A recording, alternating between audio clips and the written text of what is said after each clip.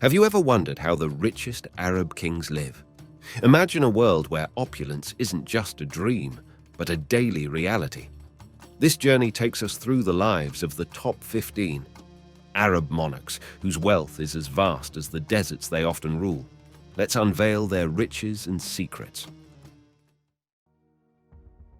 Number 1. King Salman bin Abdulaziz Al Saud, Saudi Arabia. King Salman bin Abdulaziz Al Saud of Saudi Arabia stands as a towering figure, not just in terms of political influence, but also in wealth, thanks largely to the vast oil reserves his country possesses. Have you ever thought about what it means to have control over one of the world's largest oil reserves? Well, King Salman's life might give us some clues. Saudi Arabia, under King Salman's reign, has been synonymous with oil, a resource that has shaped the modern world. The country is home to the largest company in the world by revenue, Saudi Aramco, which deals primarily in oil. Imagine having a treasure trove beneath your feet. That's what Saudi Arabia's oil reserves are like. It's like sitting on a gold mine, but instead of gold, it's black gold, oil. Now, oil isn't just a commodity. It's a ticket to immense wealth and global influence. King Salman's stewardship of this resource has not only bolstered his nation's economy, but also his personal fortunes. It's intriguing to think about how managing such a resource can impact one's wealth. It's not just about the money coming in, it's about the power and connections that build up around such wealth. This oil money has funded not only the country's development, but also its investments around the world. But it's not all about oil. The king's vision extends beyond the black gold. He has been pivotal in diversifying the kingdom's economy, moving towards sectors like technology and tourism.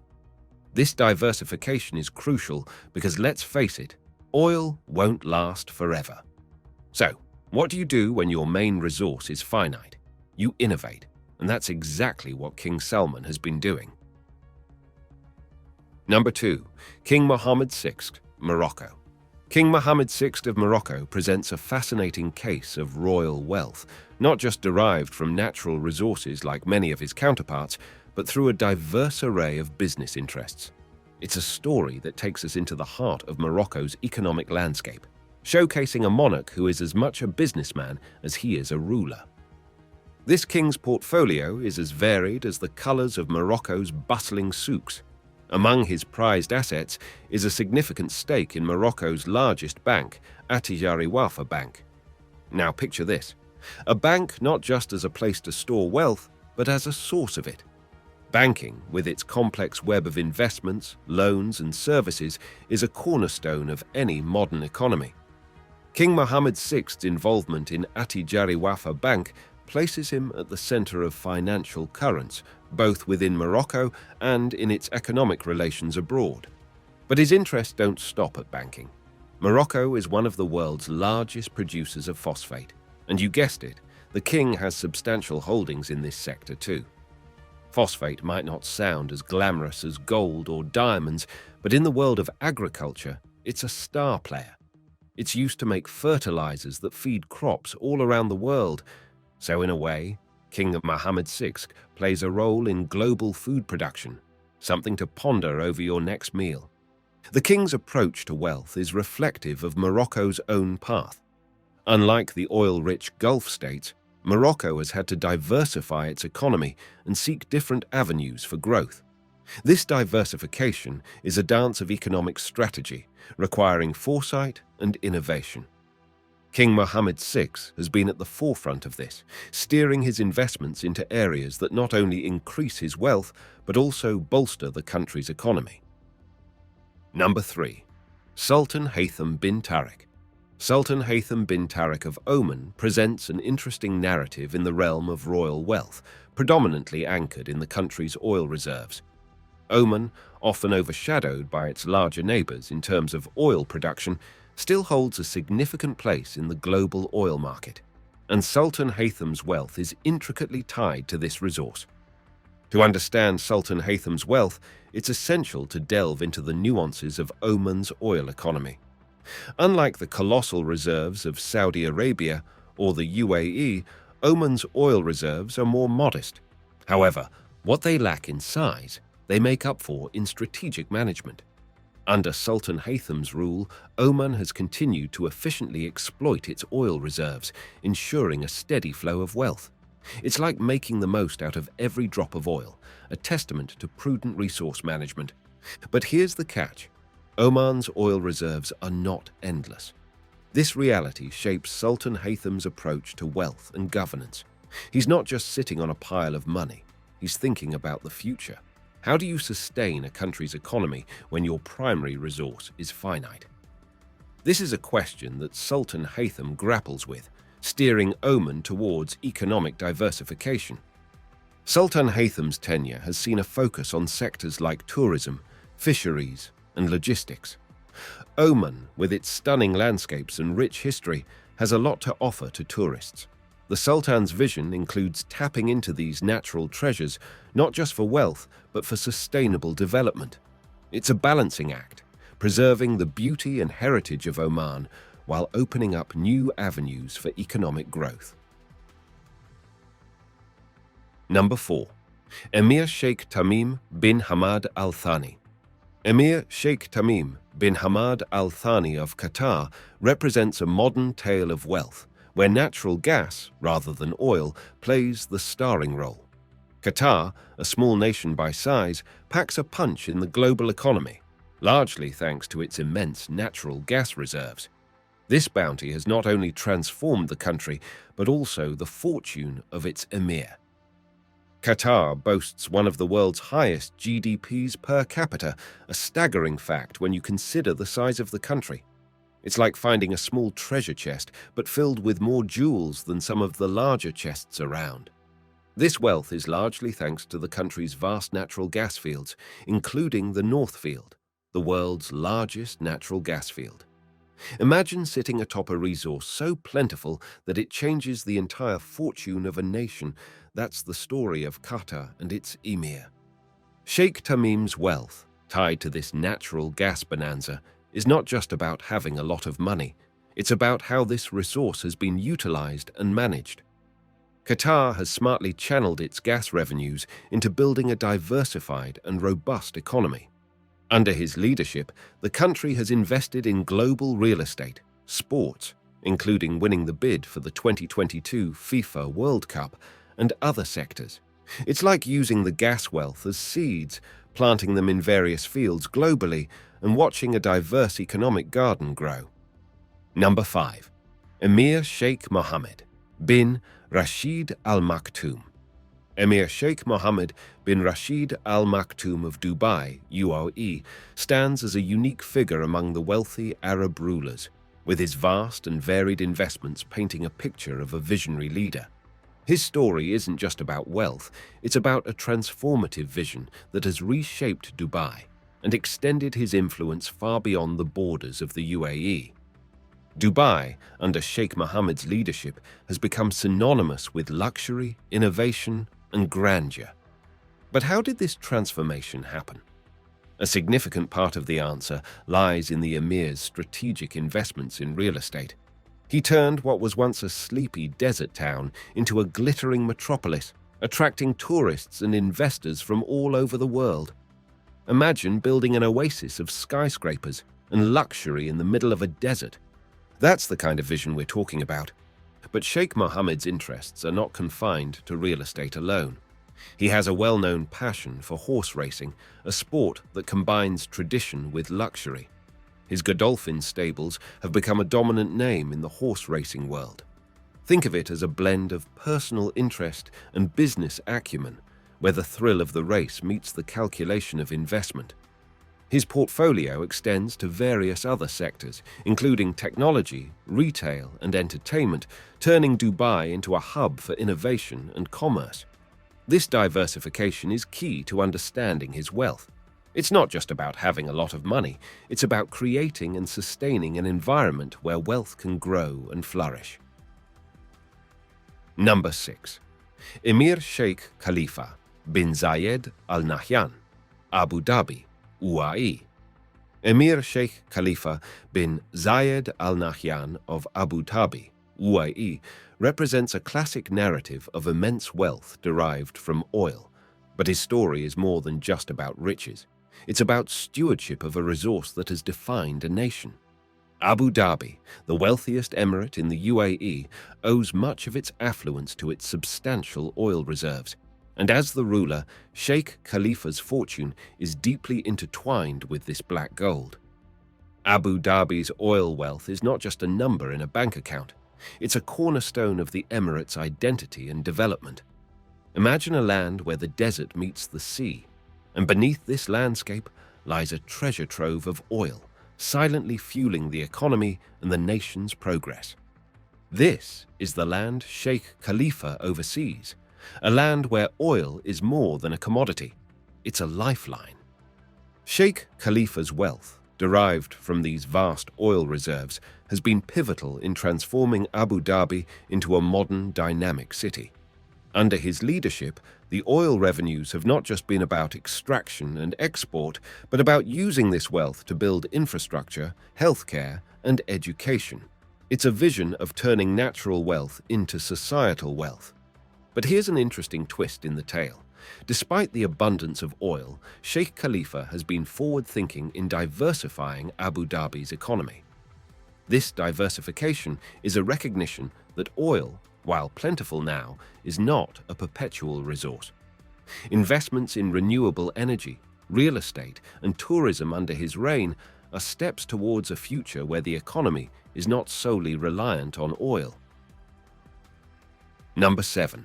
King Abdullah II, Jordan. King Abdullah II of Jordan presents a different facet of royal wealth, distinct from the oil-fueled riches of many of his Middle Eastern counterparts. Ruling a country with limited natural resources, particularly oil, his wealth story is a tapestry woven with threads of history, geopolitics, and strategic economic planning. Jordan, unlike its oil-rich neighbors, does not have the luxury of vast petroleum reserves. This reality shapes not only the country's economy, but also the financial landscape of its monarchy. King Abdullah II's wealth, therefore, is a testament to his ability to navigate a challenging economic terrain. It's like playing a complex game of chess where every move counts and resources are limited.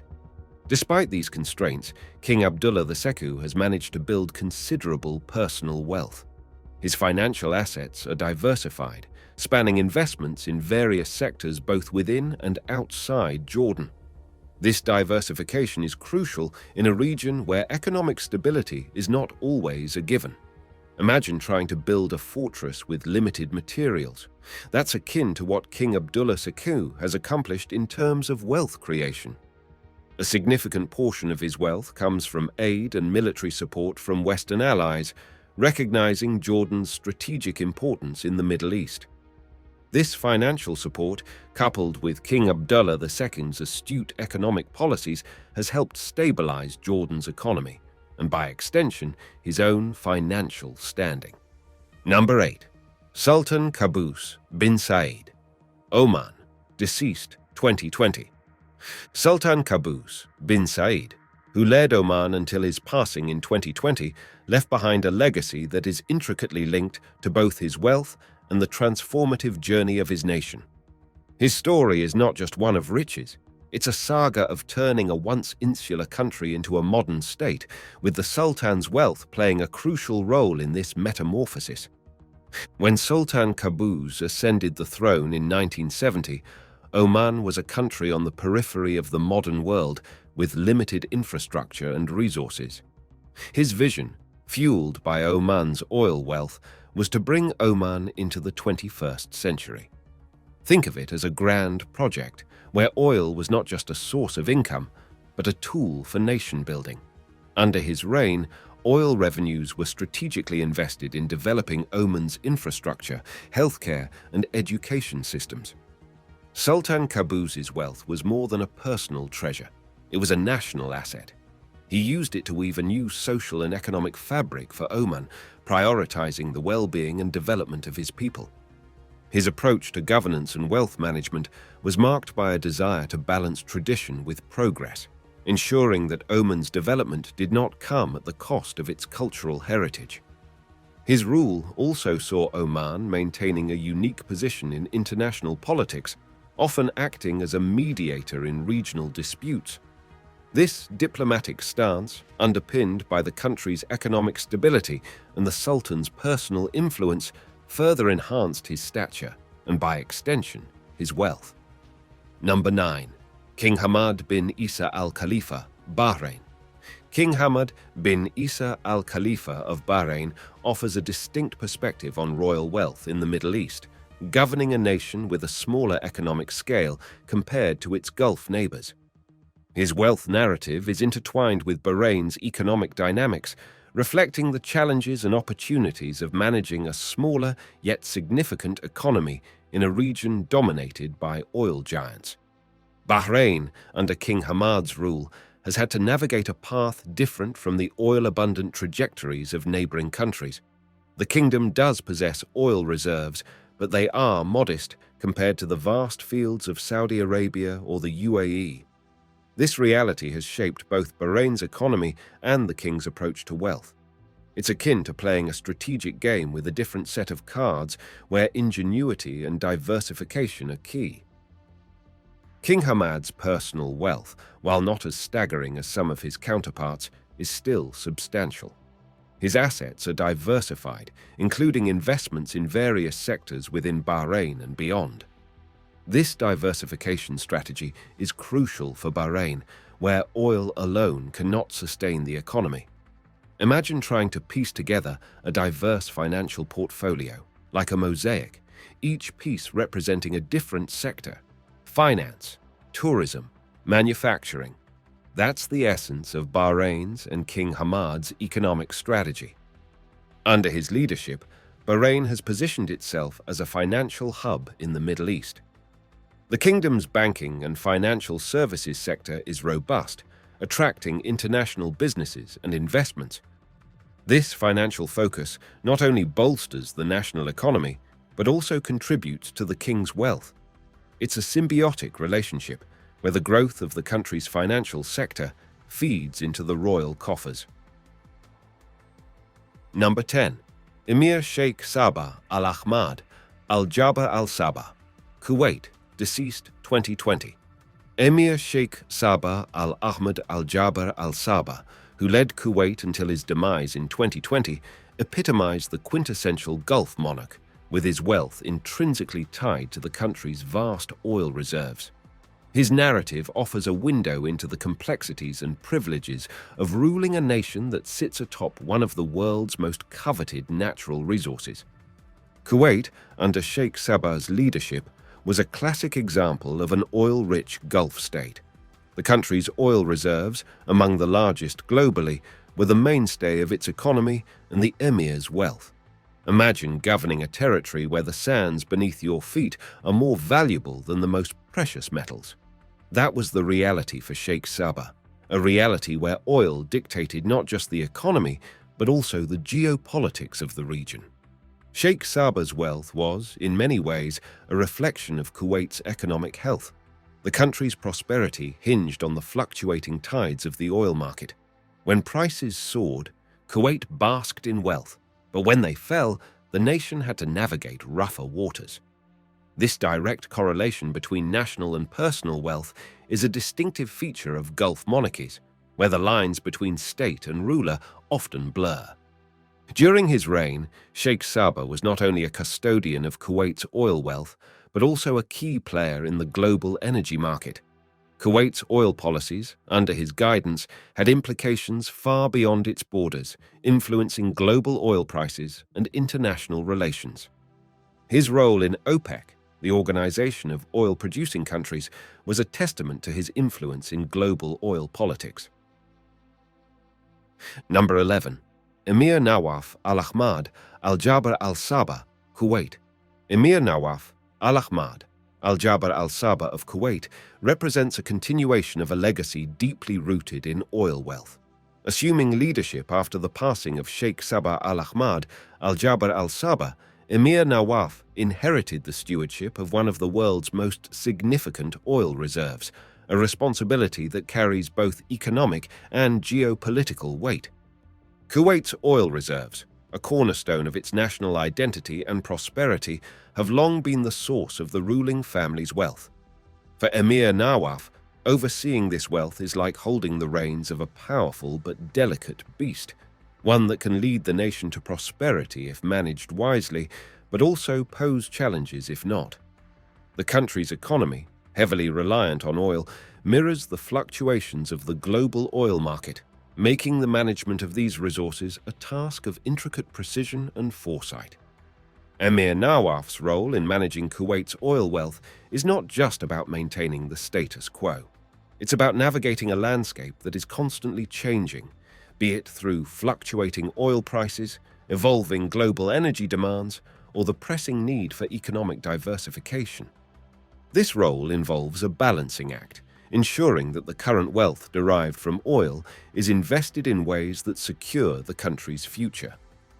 Under his leadership, Kuwait continues to be a significant player in the global oil market. The country's policies regarding oil production and export have ramifications that extend far beyond its borders, influencing global oil prices and, by extension, international economic dynamics. Emir Nawaf's decisions in this arena are not just about domestic economics, but are also part of a larger geopolitical puzzle.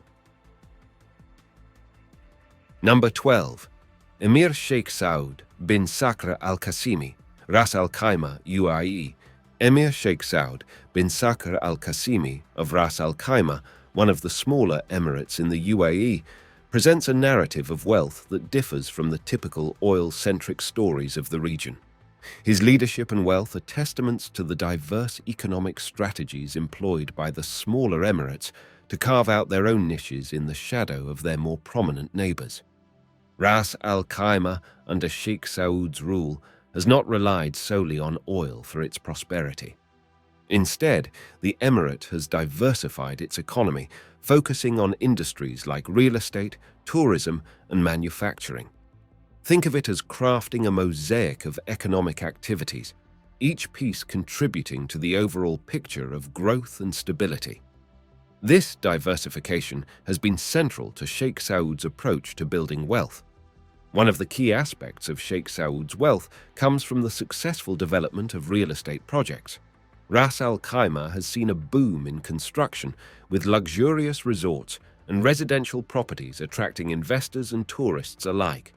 This focus on real estate is a strategic move, capitalizing on the UAE's overall appeal as a luxury destination. Additionally, Sheikh Saud has invested in industrial development, turning Ras Al Khaimah into an industrial hub within the UAE.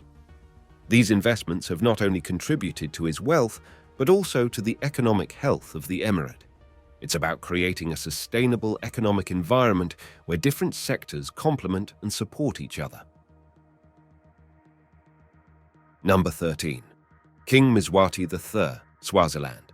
King Mswati III of Swaziland, though not an Arab monarch, often finds his name among discussions of wealthy rulers due to his significant personal wealth. His story offers a contrast to the typical narratives of Gulf monarchs, presenting a different landscape of royal wealth accumulation and management in a non-oil-rich African kingdom. Swaziland, a small landlocked country in southern Africa, does not boast vast oil reserves or the extensive natural resources found in some of its neighboring countries. Yet, King Mswati III has amassed considerable wealth. His financial assets are diverse, including stakes in various local and international business ventures. This wealth, accumulated in a country with widespread poverty, has often been a subject of scrutiny and controversy. A significant portion of King Mswati III's wealth comes from investments in sectors like agriculture and mining. Swaziland has some mineral resources and a strong agricultural base, which the king has capitalized on. He has also invested in the telecommunications industry, further diversifying his economic interests. King Mswati III's approach to wealth is markedly different from the Gulf monarchs. In a country with limited economic opportunities, his investments play a significant role in the national economy. However, this concentration of wealth has also raised questions about economic disparity and governance. Number 14. President Abdel Fattah el-Sisi, Egypt.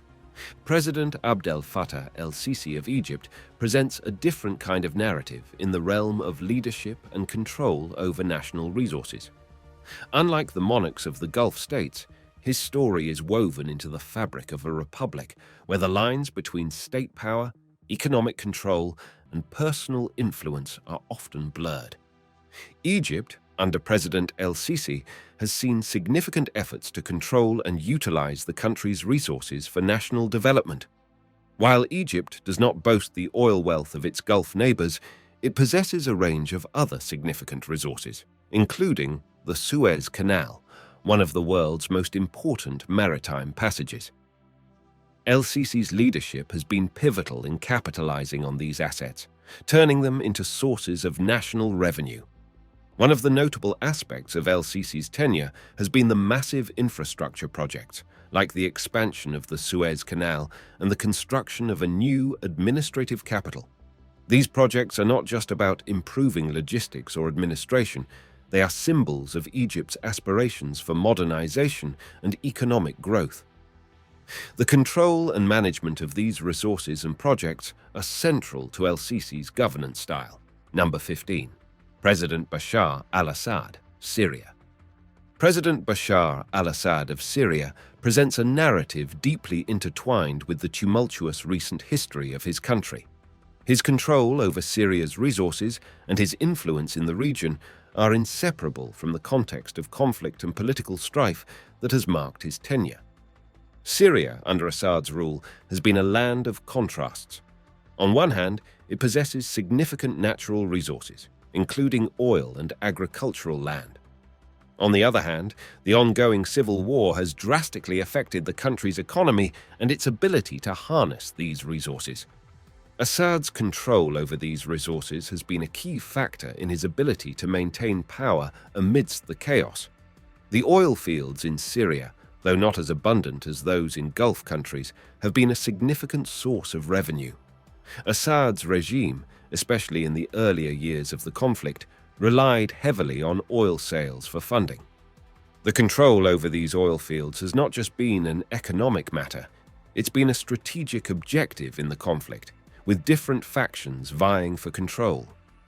Apart from oil, Assad's regime has also managed other key economic sectors, including agriculture and industry, albeit amidst the challenges of war and sanctions. The management of these resources in a conflict-ridden environment reflects a governance approach heavily centered on maintaining control and authority.